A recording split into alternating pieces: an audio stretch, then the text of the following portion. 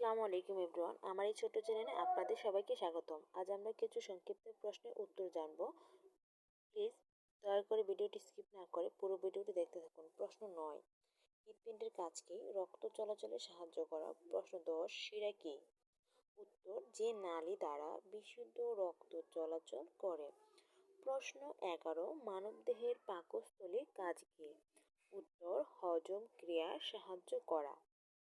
প্রশ্ন 12, মানুষের শরীরে তাপমাত্রা স্বাভাবিক কত?